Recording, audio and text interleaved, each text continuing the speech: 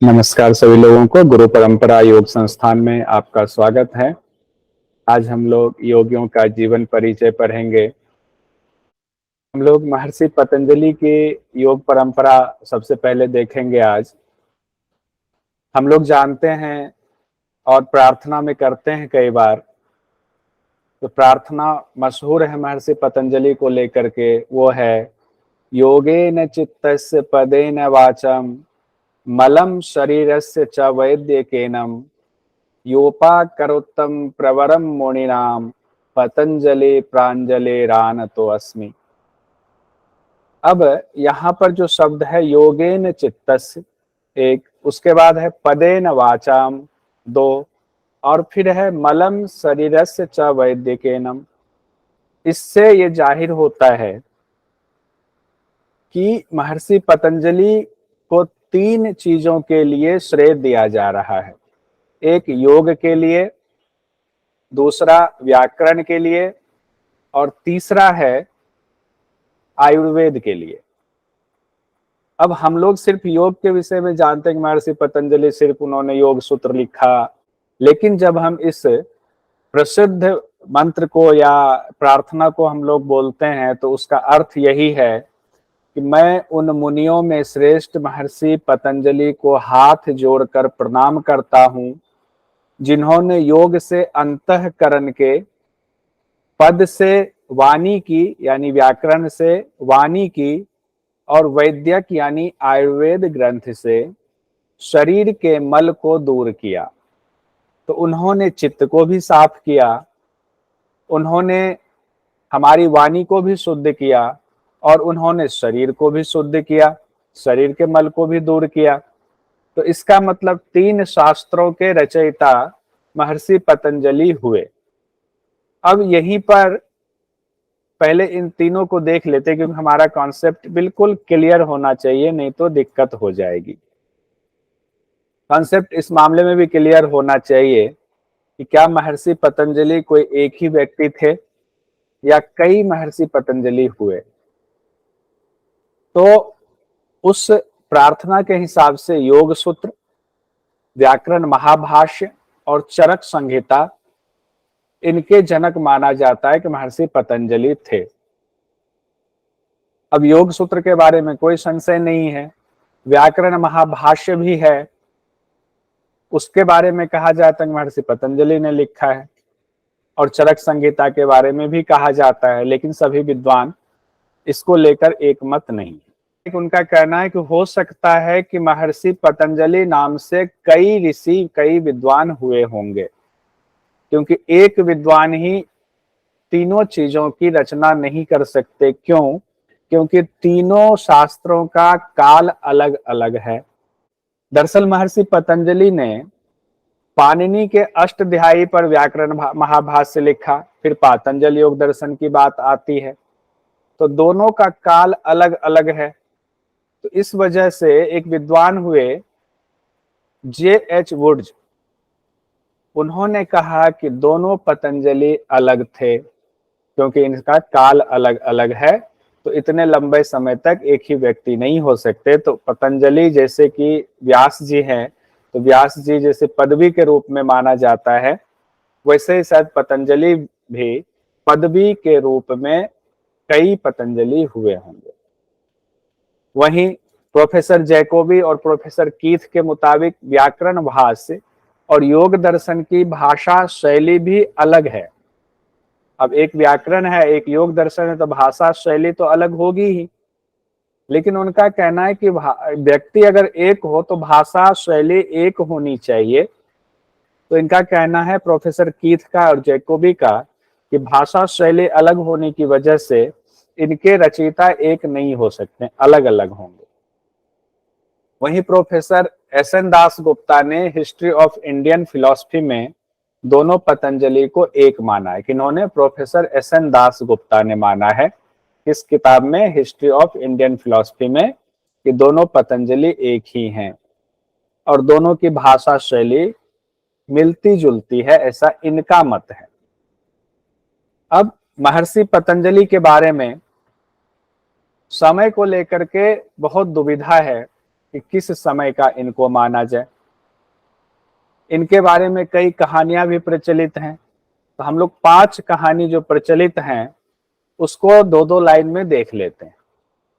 एक प्रचलित यह है कि भगवान सूर्य को अर्घ देने के दौरान इनके पिता की अंजलि में आकर के एक बच्चा गिरा, जिसकी वजह से नाम इनका पतंजलि पड़ा।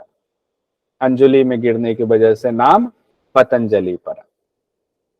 दूसरी कहानी के मुताबिक है कि एक साध्वी थी गोनिका नाम से, और वो चाहती थी कि उनका एक दिव्य पुत्र हो, और इसी ध्येय से वो सूर्यदेव की आराधना कर रही थी। और आराधना के दौरान उनकी अंजलि में एक सूक्ष्म सर्प पहले प्रकट हुआ, और सूक्ष्म सर्प देखते ही देखते एक दिव्य बालक बन गया। और उस बालक ने गोनिका से, यानी साध्वी गोनिका से कहा, हे माते, हमें अपने पुत्र के रूप में स्वीकार कर लो। तो साध्वी गोनिका को लगा कि हम भगवान सूर्य की आराधना कर रहे हैं और इस तरह से प्रकट होना मतलब हमें आशीर्वाद मिला है, तो उन्होंने अपना लिया और उन्होंने नाम पतंजलि का दिया, क्योंकि अंजलि में आए थे। तीसरी जो बात है उसमें कही जाती, कई विद्वान, कई व्याख्याकार मानते हैं कि मां अनुसुईया के जो 3 पुत्र हुए उनमें से एक पुत्र का नाम पतंजलि था। उसके बाद चौथी जो मान्यता है उसके मुताबिक कई विद्वानों ने कहा है कि महर्षि पतंजलि नागू जाति में उत्पन्न हुए थे। ध्यान रखिए, इससे संबंधित कई बार सवाल हो सकता है आ जाए कि एक मान्यता के मुताबिक महर्षि पतंजलि को किस जाति में उत्पन्न हुआ माना जाता है, तो नागू जाति में उत्पन्न हुआ माना जाता है। पांचवी जो कहानी प्रचलित है वो है महर्षि पतंजलि शेष नाग के अवतार थे। यहां से जो कहानी शुरू होती है उस कहानी में जितने शास्त्र प्रकट हुए हैं उस शास्त्र की चर्चा है। कहते हैं काशी में एक बावरी के निकट ये कहानी है कि पाणिनि मुनि के सामने एक सर्प रूप में एक दिव्य सर्प प्रकट हुए। तो पाणिनि मुनि ने उनसे पूछा, आप कौन हो? तो उस दौरान पाणिनि मुनि घबरा गए थे उनको देख करके। बाद में पाणिनि मुनि ये समझ गए कि ये कोई दिव्य सर्प हैं, साधारण नहीं है, शेषनाग के अवतार हैं ये। तो पाणिनि मुनि ने उस सर्प से, उस शेषनाग के अवतार से पूछा कि हमें क्या करना चाहिए। तो उन्होंने कहा, जितनी शंकाएं हैं सबका समाधान मैं कर दूंगा, जितने विद्वानों के मन में सवाल है। तो कहते हैं कि महर्षि पतंजलि ज्ञान देने के लिए तैयार हुए। उन्होंने शर्त रखी कि हमें पर्दे से ढक दिया जाए चारों तरफ से, और उसके बाद जितने विद्वान हैं काशी में सबको बुला लो। तो महर्षि पाणिनि ने क्या करा, पर्दे से ढक दिया और सारे विद्वानों को बुला लाए। सारे विद्वान आए, चारों तरफ सारे विद्वान जिज्ञासा में बैठ गए। उन्होंने कहा कि पर्दे के अंदर ऐसे विद्वान हैं कि उनसे कोई भी सवाल पूछो, हर सवाल का दिव्य तरीके से जवाब आपको देंगे, सटीक जवाब देंगे। अब चारों तरफ पर्दा लगा हुआ है, अब विद्वान लोगों में उत्सुकता है, सारे विद्वान लगातार अपनी जिज्ञासाएं जाहिर कर रहे थे। विद्वान जिज्ञासाएं जाहिर कर रहे थे और एक साथ शेषनाग के अवतार रूपी महर्षि पतंजलि सबके जवाब दिए जा रहे थे, और सारे विद्वान उसको जो है अपना लिखते जा रहे थे, उसको नोट करते जा रहे थे। ऐसे ही शास्त्र का जो है उदय होता जा रहा था। जितने सवाल थे सारे सवालों का जवाब, सबके लिए वो दिव्य सभा थी जहां एक भी सवाल ऐसा नहीं था जिसका जवाब उस पर्दे के अंदर से ना आ रहा हो। तो कहते हैं इसी तरीके से संपूर्ण भाष्य की रचना हो गई। यानी विद्वानों ने जितना पूछा सबका जवाब मिला, और सभी मतलब संपूर्ण भाष्य की रचना हो गई। अब क्या हुआ कि इसी दौरान वहां बहुत सारे विद्वान थे।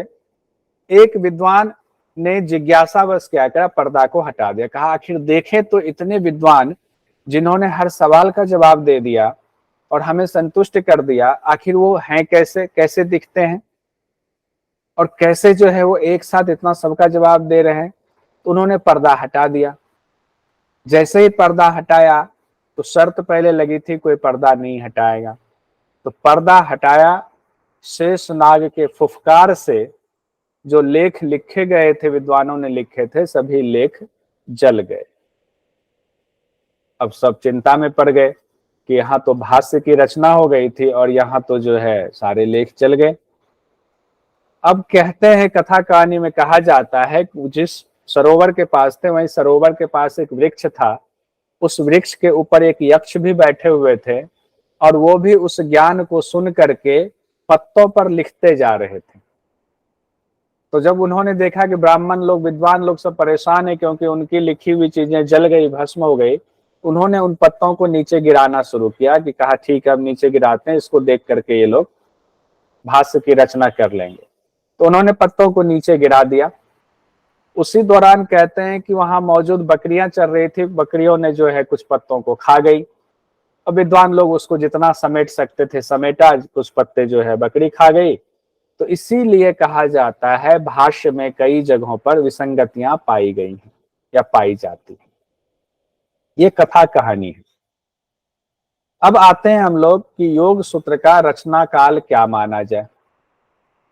तो डॉक्टर राधा कृष्णन जो दर्शन के बहुत बड़े व्याख्याकार हुए हैं, उनके मुताबिक योग दर्शन का रचना काल 300 ईसा पूर्व का है। यानी कि 300 ईसा पूर्व पहले योग दर्शन की रचना हुई। हम योग दर्शन पर आ रहे हैं क्योंकि महर्षि पतंजलि से जुड़ा हुआ तो सबसे मशहूर किताब है वो योग दर्शन है।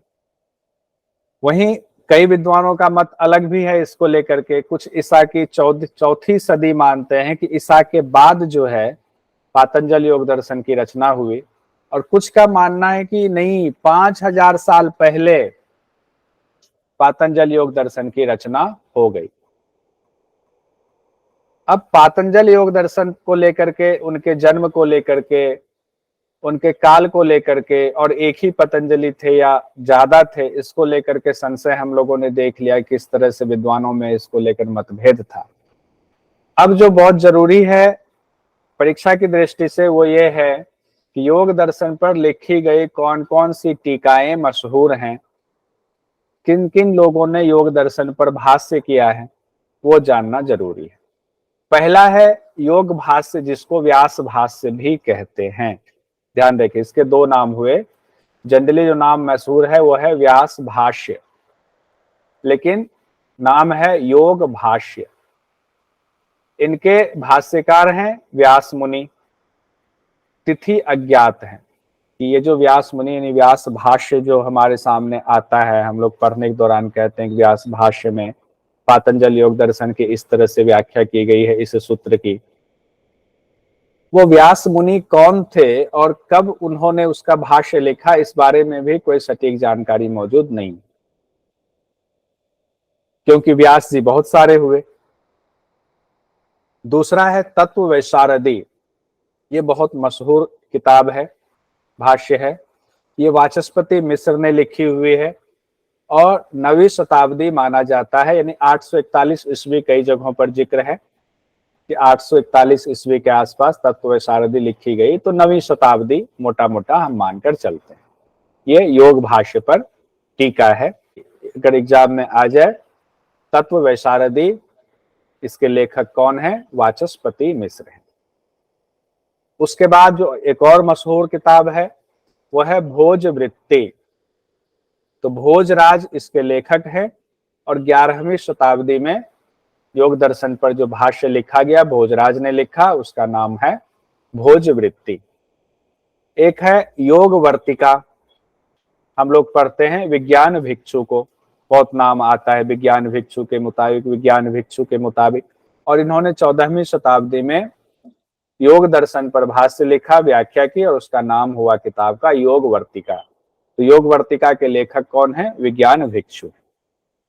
उसके बाद जो हम लोग कहते हैं पातंजल योग दर्शन, उसमें राजयोग की चर्चा है। तो ये शब्द जो प्रचलित हुआ वो स्वामी विवेकानंद की वजह से हुआ, क्योंकि स्वामी विवेकानंद ने जो भाष्य लिखा पातंजल योग दर्शन पर, उसका नाम उन्होंने दिया राजयोग। तो स्वामी विवेकानंद की किताब पातंजल योग दर्शन पर क्या नाम है? राजयोग की किताब है। 19वीं सदी में हुए। उसके बाद एक और मशहूर किताब है जिसका नाम है भास्वती। भास्वती के लेखक हैं हरिहरानंद। हरिहरानंद जी भास्वती के लेखक हैं, ये 20वीं सदी में।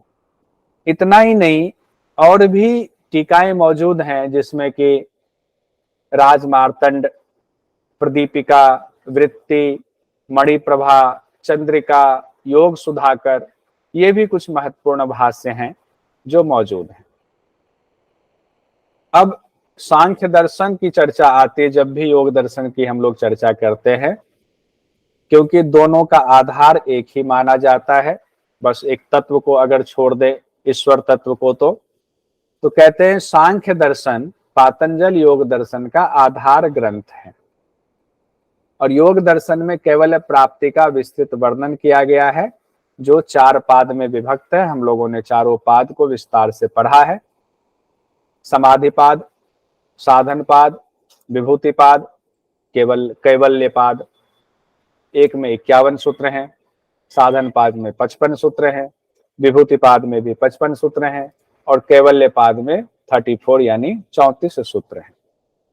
अब चारों पाद में जो इंपॉर्टेंट चीजें हैं, अगर उसको कैवल्य से जोड़ते हुए देखा जाए कि कैवल्य के बारे में चारों पादों में किस तरह से कनेक्शन दिखाया गया है, चारों पादों में कैवल्य को लेकर के या समाधि को लेकर के क्या कहा गया है, तो समाधि पाद में चित्त वृत्ति निरोध की बात की गई है कि चित्त वृत्ति के निरोध से योग संभव है। तो चित्त वृत्ति का निरोध कैसे होगा? उपाय के तौर पर महर्षि पतंजलि कहते हैं अभ्यास वैराग्याभ्याम तन्निरोध है, यानी अभ्यास और वैराग्य के द्वारा चित्त की वृत्तियों का निरोध होगा, फिर आप कैवल्य की तरफ बढ़ जाएंगे। फिर साधन पाद में, ये समाधि पाद की चर्चा थी, साधन पाद में क्लेश को क्षीण करने के लिए और समाधि को पाने के लिए उपाय बताए गए हैं। क्या उपाय बताए गए हैं? देखिए, 2 चीज आया है, क्लेश तनु करनात और था समाधि की बात होगा। किससे होगा? तो क्रिया योग से होगा। महर्षि पतंजलि ने कहा हुआ है तप स्वाध्याय ईश्वर प्रणिधानानि क्रिया योग है। 2 चीज हो गया, 2 उपाय उन्होंने बता दिया। साधन पाद में ही उन्होंने कहा है कि दुखों को दूर करने का एक उपाय विवेक ख्याति, और ये विवेक ख्याति अष्टांग योग के द्वारा प्राप्त होता है। तो कौन से अष्टांग योग, कौन से 8 अंग? यम नियम आसन प्राणायाम प्रत्याहार धारणा ध्यान समाधयो अष्टभंगानी। तो ये 8 अंग के द्वारा विवेक ख्याति आपकी होगी, और विवेक ख्याति होने से दुख दूर होगा। तो इस तरह से जो 3 उपाय उन्होंने बताए हैं उसको व्याख्याकार इस तरह से कहते हैं कि महर्षि पतंजलि ने 3 उपाय बताए। पहला अभ्यास वैराग्य, दूसरा क्रिया योग, और तीसरा अष्टांग योग। तो पहला माना जाता है कि उत्तम साधक के लिए है, अधिमात्र के लिए। क्रिया योग मध्यम साधक के लिए है, मध्य। और अष्टांग योग मृदु साधक यानी निम्न साधकों के लिए है। इस तरह से व्याख्या में व्याख्याकारों ने बताया हुआ है। उसके बाद महर्षि पतंजलि कैवल्य पाद में कहते हैं प्रसंख्याने अप्यकुशीदस्य सर्वथा विवेक ख्याते धर्म मेघ समाधि। यानी कि जब तीनों अभ्यास आप कर रहे हैं, अभ्यास वैराग्य भी कर लिया, क्रिया योग भी कर लिया, अष्टांग योग कर लिया, तो होगा क्या? तो कहते हैं कि आपको विवेक ख्याति मिल रही है, और जब विवेक ख्याति दृढ़ हो जाता है, पूरा फैल जाता है विवेक, तो धर्म में एक समाधि होती है। दूसरे शब्दों में कहें, जब विवेक ज्ञान से भी वैराग्य हो जाए तो विवेक ज्ञान सर्वथा प्रकाशमान हो जाता है। ऐसे में साधक की जो स्थिति होती है उस स्थिति का नाम है धर्म मेघ समाधि, यानी उनको कहते हैं धर्म मेघ समाधि की प्राप्ति हो गई है। कहते हैं धर्म मेघ समाधि की प्राप्ति होने से क्या होगा? कहते हैं ततः क्लेश कर्म निवृत्ति। कैवल्य पाद में ही 30वें सूत्र में कहा गया है, यानी धर्मेक समाधि से क्लेश और कर्मों का नाश हो जाता है। कहते फिर क्या होगा, क्लेश और कर्मों का नाश होगा तो कहते ततः कृतार्थानाम परिणाम क्रम समाप्तिर गुणानाम। अब सब कुछ तो 3 गुण से ही उत्पन्न हुआ है, तो कहते हैं कि अपने काम को पूरा कर चुकने के बाद तीनों गुण यानी सत रज और तम के परिणाम का क्रम समाप्त हो जाता है। तीनों के परिणाम का क्रम ही समाप्त हो जाएगा तो सारी सृष्टि का लय हो जाएगा उस योगी का जिसने इसको साधना करके वहां तक पहुंचा है, सबका नहीं होगा। तो फिर कहा गया है 34वें नंबर में, अंतिम सूत्र में कहा गया है, महर्षि पतंजलि कहते हैं पुरुषार्थ शून्यानाम गुणानाम प्रति प्रसव कैवल्यम स्वरूप प्रतिष्ठा वा चिति शक्ति रीति। यानी कि जिस पुरुष के लिए कोई कर्तव्य शेष नहीं रह गया, ऐसे गुणों का अपने कारण में विलीन हो जाना कैवल्य है, या यूं कहें कि दृष्टा अपने स्वरूप में प्रतिष्ठित हो जाता है। अब महर्षि पतंजलि ने इस तरह से कैवल्य की आपको प्राप्ति करा दी। तो हमने बहुत छोटे में पूरा योग दर्शन देख लिया। अब हम आगे बढ़ते हैं। दूसरी परंपरा जो हमारे सिलेबस में है यूजीसी नेट जेआरएफ के, वो कहा गया गुरु गोरक्षनाथ की परंपरा क्या है, उसके बारे में भी जानना है। तो गुरु गोरक्षनाथ हठ योग परंपरा से जुड़े हुए हैं, नाथ परंपरा से जुड़े हुए हैं। हठ योग परंपरा के प्रमुख योगियों में गुरु गोरक्षनाथ का बहुत ही महत्वपूर्ण स्थान है। ऐसा माना जाता है कि भगवान शिव ने, जो कहानी है उसके मुताबिक, कि भगवान शिव ने मां पार्वती को योग का ज्ञान दिया और उसी ज्ञान को मत्स्येंद्रनाथ वहां मछली के रूप में सुन रहे थे, और उन्होंने फिर उसी ज्ञान को अपना शिष्य बनाया गोरक्षनाथ को, और उनको हठ योग का ज्ञान दिया। और फिर गोरक्षनाथ ने आम लोगों के बीच हठ योग का प्रचार प्रसार किया, और वही हठ योग का ज्ञान आज पूरे विश्व में फैला हुआ है। पूरा विश्व आज हठ योग का अभ्यास करता है। जितना भी हम लोग अभ्यास करते हैं, जो भी आसन करते हैं, सभी हठ योग के आसन हैं। कहानी हम लोग जानते ही हैं कि भगवान शिव जो है एक बार मां पार्वती को ज्ञान दे रहे थे। वहीं सरोवर में एक दिव्य मछली थी जो सब कुछ सुन रही थी और हुंकार भर रही थी। भगवान शिव तो अंतर्दृष्टा थे, सब कुछ देख रहे थे, और बाद में भगवान शिव ने उस मछली को इंसान बना दिया और उनका नाम दिया मत्स्येंद्रनाथ। और फिर उनको कहा कि अब तुम जाओ आम लोगों के बीच में इस ज्ञान को फैलाओ। तो मत्स्येंद्रनाथ ने गोरक्षनाथ को अपना शिष्य बनाया और उनको हठ योग का ज्ञान दिया। फिर गोरक्षनाथ ने जो है आगे इस ज्ञान को बढ़ाया। यही नाथ परंपरा में कहा जाता है, भगवान शिव को कहा जाता है कि उनसे ही नाथ परंपरा की शुरुआत हुई। उनसे मत्स्येंद्रनाथ, फिर गोरक्षनाथ। गोरक्षनाथ के बारे में भी कहानी है। कहते हैं जब मत्स्येंद्रनाथ आकर के यहाँ संसार में लोगों के बीच घूमते थे, तो पहले ये नियम होता था कि जो साधु महात्मा हैं वो भोजन की चिंता खुद नहीं करेंगे, वो मधुकरी करके अपना जीवन चलाएंगे और अपने ज्ञान को लोगों को देंगे। तो मधुकरी का मतलब है भिक्षा मांग लेते थे, जितनी जरूरत होती थी घर घर गए, भिक्षा मांगा, भिक्षे से जो प्राप्त हो उससे अपनी क्षुधा मिटा ली, और फिर अपने ध्यान में बैठे रहे। जहां है वही मगन, जहां शरीर है वहीं उनका घर है, वहीं साधना है, वही सब कुछ उनके लिए है। और लोगों का परम कर्तव्य पहले होता था कि ऐसे साधु संतों को वो भिक्षा देते थे और फिर उनसे ज्ञान लेते थे। इस दौरान उनको जो लगता था कि नहीं, ये इनके अंदर क्षमता है हमारे ज्ञान को ग्रहण करने की, तो अपना शिष्य उनको बना करके ज्ञान देते थे। और जगता था जिनके अंदर जितनी क्षमता है उतना ही ज्ञान दे करके उनको साधना में लगा देते थे। सबके ज्ञान के हिसाब से, सबके क्षमता के हिसाब से योगी और संत महात्मा उनको ज्ञान देते थे।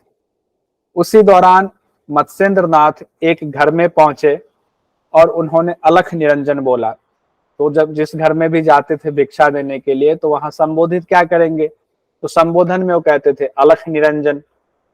जब उन्होंने कहा अलख निरंजन, तो उस घर से एक महिला निकली जिनके चेहरे पर बहुत तेज था, लेकिन उनके अंदर एक दुख भी दिख रहा था कि थोड़ी दुखी है वो, और संत को देख करके दुख छिपता नहीं है। तो मत्स्येंद्र नाथ ने पूछा कि हे माता बताएं आपको क्या दुख है। तो उन्होंने कहा कि नहीं नहीं कोई दुख नहीं है। कहा नहीं, आपके चेहरे से ऐसा लग रहा है कि आप किसी बात को लेकर के दुखी हैं। तो जब उन्होंने ऐसा कहा तो अब वो अपने आप को नहीं रोक पाई, और उन्होंने जो है मत्स्येंद्र नाथ को बताया कि हमें किसी चीज की कमी नहीं है, हम संतुष्ट हैं, बस एक पुत्र रत्न की प्राप्ति हो जाती तो लगता कि जीवन सफल हो। अब मत्स्येंद्र नाथ भगवान शिव के परम भक्त और उनसे सीधे उन्हीं के शिष्य थे। तो मत्स्येंद्र नाथ ने उनको अपने कमंडल से एक भस्म का निकाल करके दिया, भस्म कुछ कि ये लो, भस्म की पोटली दी। कहा इसको खा लो और इस भस्म को खाने के बाद आपको पुत्र रत्न की प्राप्ति होगी। और वहीं पर बगल में एक पड़ोस की महिला देख रही थी कि कुछ देर से ये संत जो है बात कर रही हैं इनसे, और इन्होंने कुछ पोटली छोटी सी दी हुई है भस्म की। तो जैसे मत्स्येंद्र नाथ वहां से गए, वो पड़ोसन वहां आ गई और उन्होंने उस महिला से कहा कि क्या पोटली दिया है, क्या बात हो रही थी। तो उन्होंने कहा मेरे पुत्र नहीं हो रहा था और हमने इनसे कहा, तो मत्स्येंद्र नाथ जी ने कहा कि ये जो भस्म की पोटली है इसको खा लेना और इससे तुम्हें पुत्र रत्न की प्राप्ति होगी। पड़ोसन महिला ने कहा कि नहीं नहीं इस चक्कर में मत पड़ना, ऐसे बहुत सारे संत आते, पता नहीं उसमें क्या मिला हो, क्या जादू टोना किया हो, तुम्हें कोई दिक्कत ना हो जाए। उन्होंने इतना उनके कान भरे कि उस माता ने उस भस्म की पोटली को गोबर में, एक जगह गड्ढा था उस गड्ढे में जाके फेंक दिया। घर में भी नहीं रखा डर के मारे कि पता नहीं उसमें क्या है, तो एक गोबर के ढेर में जाके फेंक दिया। और वहां गोबर का ही ढेर था, गोबर पड़ता जा रहा था, पड़ता जा रहा था, ढेर बनता जा रहा था। और उसके बाद वो भी भूल गई, अपने काम में मगन हो गई। ठीक 12 साल के बाद उस घटना के मत्स्येंद्र नाथ फिर उसी गांव में पहुंचे, उसी घर में पहुंचे, और उन्होंने दरवाजे पर आकर के अलख निरंजन शब्द का उच्चारण किया। महिला ने दरवाजा खोला। मत्स्येंद्र नाथ को तो सब याद था। उन्होंने कहा कि अब तुम ठीक हो, अब तो तुम्हारा बालक 12 साल का हो गया होगा, क्योंकि 12 साल पहले मैंने तुमको आशीर्वाद दिया था और वो भस्म दिया था खाने के लिए, तो तुम्हारा बालक तो बहुत अच्छा होगा।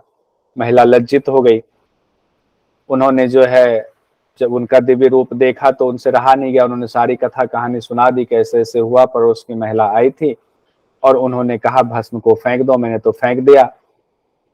तो मत्स्येंद्र नाथ ने कहा कहाँ फेंका बताओ। तो उन्होंने कहा ऐसे ऐसे उस गोबर के ढेर में हमने उस भस्म को फेंक दिया था, वहीं दबा, उसी में दब गया वो। मत्स्येंद्र नाथ वहां पर पहुंचे और उन्होंने जो है पुकारा उनको कि बालक बाहर आ जाओ। तो वहां से एक बहुत ही सुंदर 12 साल का बालक बाहर निकला, और फिर वो बालक का नाम गोरखनाथ रखा गया या गोरक्षनाथ रखा गया, गोबर से उत्पन्न होने की वजह से। और मत्स्येंद्र नाथ ने उनको अपना शिष्य बना लिया और उनको साथ लेकर चले गए। तो यहीं से गोरक्षनाथ के बारे में ये कहानी आज भी प्रचलित है। आज भी कहते हैं गोरक्षनाथ जी का जन्म इसी तरीके से हुआ। गोरक्षनाथ जी को जो 9 नाथ योगी हैं जो मुख्य हैं, वैसे बहुत सारे नाथ योगी हुए, तो 9 नाथ योगियों में इनका मुख्य स्थान माना जाता है। कहते हैं भगवान बुद्ध के बाद कैसे जो है अब यहाँ बताया जा रहा है कि हठ योग का ज्ञान आम लोगों तक कैसे पहुंचा, कौन सा वो समय था, कैसी विचारधारा थी, लोग क्या मान रहे थे, क्या मानकर चल रहे थे। तो कहते हैं वो ऐसा समय था कि उससे पहले भगवान बुद्ध जो ज्ञान देकर गए थे वो ज्ञान फैला हुआ था, और भगवान बुद्ध के निर्वाण के बाद उनके अनुयायियों में झगड़ा होने लगा उनके विचारों को लेकर के, क्योंकि भगवान बुद्ध ने कोई किताब तो लिखी नहीं थी, वही उन्होंने शास्त्र नहीं लिखे थे। उन्होंने बस जहां भी जाते थे अपना विचार व्यक्त करते थे, उन विचारों को लोग सुनते थे, वही विचार लोगों में भरा हुआ था। तो उनके शिष्य जो लोग हुए, उन्होंने जो संगीति हुई, संगीति मतलब जो सभा होती थी, जो नहीं आज बौद्ध बुद्ध के नाम पर सभा होनी है, राजा महाराजा कराए तो उसको बौद्ध संगीति कहा जाता है। तो बौद्ध संगीति में उनके विचारों पर जब चर्चा होती, उसकी व्याख्या होती थी, तो व्याख्या के दौरान उनके अनुयायियों में झगड़ा होने लगा। झगड़ा हुआ तो उसमें कई विचारधाराएं बट गई, जिसमें हीनयान और महायान की चर्चा आती है। उसके बाद और भी कई मत प्रचलित हो गए, अलग अलग उनके शिष्य जो अलग अलग विचारधाराओं में बट गए, और वो लंबे समय तक विचारधाराएं बटी रही और सबकी अपनी अपनी व्याख्याएं होती रही। तो गौतम बुद्ध ने जो असली बात कही थी, वो असली बात ना रह करके वो व्याख्या अलग अलग तरह से फैल गया। जब एक ही विद्वान की, एक ही गुरु की व्याख्या अलग अलग रूपों में फैला, तो लोगों के बीच में बड़ा भ्रांति होने लगी, लोग भ्रमित होने लगे कि हम किसको माने किसको ना माने। ठीक उसी समय गुरु गोरखनाथ का प्रादुर्भाव हुआ है। गुरु गोरखनाथ लोगों के बीच आए हैं और उन्होंने भ्रमित लोगों को एक दिशा दिखाया। उन्होंने कहा शारीरिक और मानसिक दोनों को साधना करके हमें एक करना है, मन को भी स्थिर करना है। शरीर से ही मन की साधना हो सकती है, तो शरीर को भी ठीक करना है। तो एक ऐसा आध्यात्म का ज्ञान दिया, उस ज्ञान को हठयोग कहा गया। तो गुरु गोरखनाथ ने जो हठयोग का ज्ञान दिया, उसके द्वारा लोगों का भ्रम उन्होंने दूर किया, और ये ज्ञान इतना ज्यादा मशहूर हो गया कि सब इसको अपनाने लगे। यानी कि हठयोग के ज्ञान को उन्होंने पूरे जन जन तक फैलाया। और इस दौरान उनके कई चमत्कारों की भी चर्चा होती है, क्योंकि मनुष्य का विचार ऐसा होता है कि जब तक कोई चमत्कार ना देखे तो विश्वास नहीं करता है। कोई ऐसी घटना ना देख ले जिसमें कि उसको लगे कि नहीं, ये सामने वाले वाकई बहुत पहुंचे हुए संत हैं, महापुरुष हैं या योगी हैं, तो उसके लिए वो हमेशा कुछ ऐसा अद्भुत संयोग देखना चाहते। तो गुरु गोरक्षनाथ के बारे में कहा जाता है कि एक बार उन्होंने एक गांव में बच्चों को खेलते देखा, तो वहां एक मिट्टी का पुतला बना करके उनको खेलने के लिए दे दिया, और उस मिट्टी के पुतले में जान फूंक दी, तो वो चलने फिरने लगा, बच्चे खेलने लगे सब साथ मिल करके। कई जगहों पर यह कहा जाता है कि उन्होंने एक शिला पर पेशाब किया, तो शिला जो है वो स्वर्ण का हो गया। ऐसे अनेक कहानियां उनके बारे में प्रचलित है, और इन कहानियों में हमें लगता है सच्चाई भी होगी, तभी आज पूरी दुनिया उसी हठयोग के अभ्यास को करती है। दूसरा योग बहुत कम है प्रचलित, जबकि हठयोग का अभ्यास पूरी दुनिया करती है। उसी हठयोग के अभ्यास के नाम पर अंतर्राष्ट्रीय योग दिवस भी मनाया जाता है, और अंतर्राष्ट्रीय योग दिवस में हठयोग का ही अभ्यास कराया जाता है। उसके बाद है जीवन परिचय। अब इतिहासकारों के मुताबिक गुरु गोरक्षनाथ का समय 10वीं से 14वीं शताब्दी के बीच का रहा है। हालांकि इसको लेकर के भी मतभेद है कि एग्जैक्ट उनकी जन्म की तारीख क्या मानी जाए। कई ग्रंथकार मानते नहीं 11वीं से 12वीं शताब्दी में हुआ, तो इसीलिए कहा जाता है 10वीं से 14वीं शताब्दी मान लेते हैं कि इसी बीच में गोरक्षनाथ जी का जन्म हुआ होगा, उसी दौरान वो हुए होंगे। लेकिन जो नाथ परंपरा के मानने वाले हैं, उनका कहना है कि गुरु गोरक्षनाथ जी का जन्म तो हुआ, लेकिन जन्म के बाद उन्होंने मृत्यु पर विजय प्राप्त कर ली, और मृत्यु पर जब विजय प्राप्त कर ले तो उनके निर्वाण की कोई कहानी नहीं मिलती है कि उनका निर्वाण कब हुआ, यानी उन्होंने मोक्ष कब प्राप्त किया, इसके बारे में कोई चर्चा नहीं है। और हठ प्रदीपिका में भी कहा गया है, 33 गुरुओं के नाम की चर्चा है कि 33 नाथ गुरु आज भी ब्रह्मांड में मौजूद हैं। तो हम समझ सकते हैं कि नाथ परंपरा में कितनी प्रबल धारणा रही है योग की। गुरु गोरखनाथ के जन्म स्थान को लेकर के भी कई मत हैं, लेकिन गोरखपुर जो स्थान है, कहा जाता है ये गुरु गोरखनाथ की कर्म स्थली है। और गोरखपुर हम लोग जानते हैं योगी आदित्यनाथ उसी मठ से हैं, उसी गोरक्ष जो धाम है उसी से है, और वो हठयोगी है और गुरु गोरखनाथ के शिष्य माने जाते हैं। कुछ लोगों का कहना है कि इनका जन्म, गुरु गोरखनाथ का जन्म रावलपिंडी में हुआ, और कुछ लोग कहते हैं जैसे नेपाल में भी इनके कई मठ हैं गुरु गोरखनाथ जी के नाम से, तो कई लोग मानते हैं नेपाल में कि पशुपतिनाथ जी के अवतार थे, यानी भगवान शिव के ही अवतार थे। और वैसे भी हम लोग जानते हैं कि हठयोग में ये कहा जाता है कि जब हम शक्ति को शिव से मिला देते हैं तो शिवोहम की स्थिति होती है, यानी कि शिव में हम मिल जाते हैं तो मैं ही शिव हूं की स्थिति हो जाती है। तो हो सकता है इसलिए भी गुरु गोरखनाथ जी को शिव का अवतार माना जाता है। गुरु गोरखनाथ जी को श्रेय जाता है कि उन्होंने तंत्र में जितना जो है हठयोग का ज्ञान फैला हुआ था, उस गूढ़ ज्ञान को समेट करके उसको सरल तरीके से कि आम आदमी जितना कर सकता है उतना आम लोगों तक उन्होंने पहुंचाया, और जिसकी जितनी क्षमता थी उस क्षमता के हिसाब से लोग अभ्यास करते हैं। उसके बाद आता है कि गुरु गोरक्षनाथ ने कौन कौन सी किताबें लिखी, कौन कौन से ग्रंथ लिखे। तो कई ग्रंथ है, कम से कम 34 से 35 ग्रंथ का जिक्र अभी भी आता है, लेकिन नाथ संप्रदाय में माना जाता है कि उन्होंने बहुत सारे ग्रंथ लिखे। बाद में उन ग्रंथों का कई ग्रंथ जो है खो गए, कई ग्रंथों का लोप हो गया।